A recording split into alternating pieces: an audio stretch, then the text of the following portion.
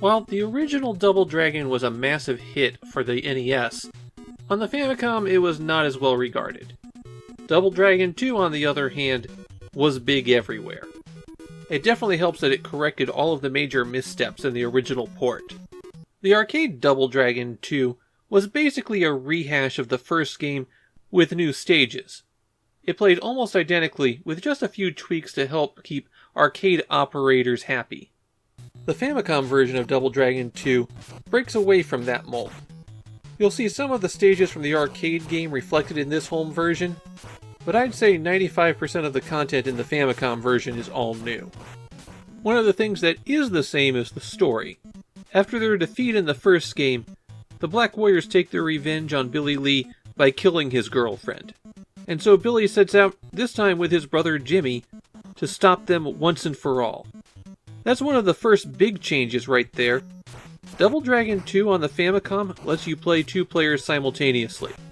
In Mode A, your attacks don't affect each other, but in Mode B you can beat up your friend.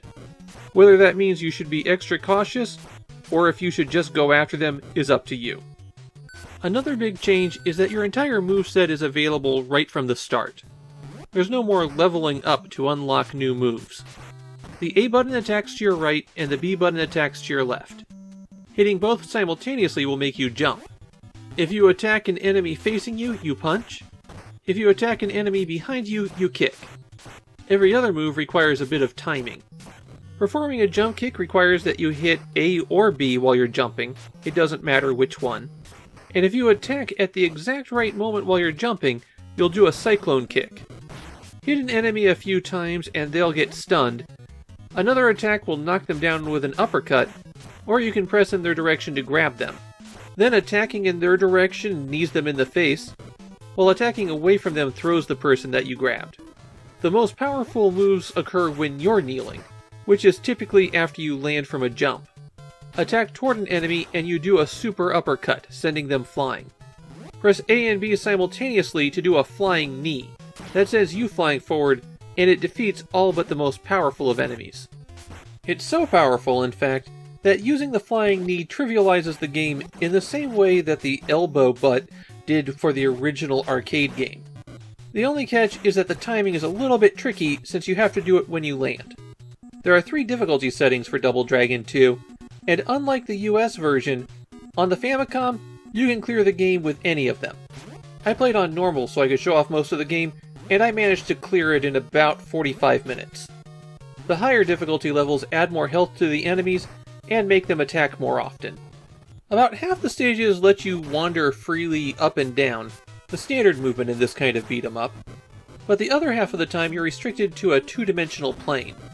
And a lot of the time, this restriction is put into place to help you deal with the booby traps that pack the game. There's a lot of conveyor belts and spikes, and there's also vanishing platforms, these rooms where you really need to knock the enemies off before the whole floor vanishes, low ceilings that prevent you from doing jumping attacks that are really annoying, and on one occasion, climb a giant bulldozer that shoots steam out. There's a lot of creative environments for fights in Double Dragon 2, though I'm not sure the game really uses them all effectively. The other memorable set piece is the inside of a helicopter whose door opens and closes on occasion, sucking out anybody who's close by. Some of the enemies drop weapons that you can pick up by pressing one of the attack buttons, and there really aren't that many of them, though there are a lot of explosives that get dropped. Weapons vanish when you finish defeating the group that you're fighting, so it's a real use it or lose it situation. My biggest problem with Double Dragon 2 on the Famicom is that there isn't a huge variety of enemies. All of the bosses up to the final 3 get reused a lot, and that reuse starts pretty early on too. You'll often see the boss of the previous stage as a regular enemy in the very next stage. Another problem with the game is that there are certain characters that can get you stuck in a loop. If that happens, the only thing you can really try to do is jump kick out of it. When you get a game over in Double Dragon 2 on the Famicom, you can continue as many times as you like.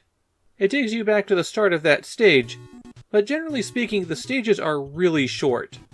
There's only a handful of them that are more than a minute or 2 long. Assuming you don't somehow miss the combat trigger and wander around for a little bit like I did here. Despite how easy it is to beat, Double Dragon 2 was one of the most popular beat-em-ups on the Famicom.